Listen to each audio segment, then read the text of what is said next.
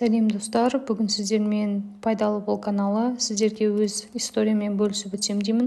Не себепті мысықтан абай болу керек екен жайлы. Осыдан бір апта бұрын, екі апта бұрын ауылға қонаққа барып едік. Үйде мысық бар екен. Біз өзіміздің үйде мысықта ешқандай үй жануар жоқ.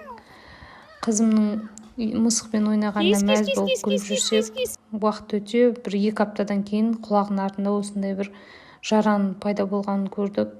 Врачқа барып, дерматологқа направление алдық.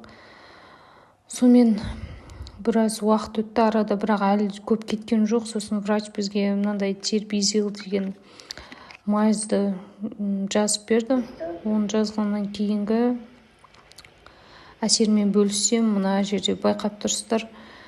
Біраз кеткен, бұл шамамен бір 3 күн, 4 күннен кейінгі қызымның дойы послесі. Бастапқыда қарасаңыздар жара кәдімгідей қатты болып еді, одан кейін кішкене біртіндеп жұмсарып, міне уже кетіп жатыр. Мүмкін сіздерде де осындай жағдай болып еді. Басқа қандай маз немесе халықтық ем-домдарды білесіздер, комментарияда жазып өтсеңіздер. Мендегі болған жағдай осы, сондықтан абай болу қажет. Үй жануары болсын.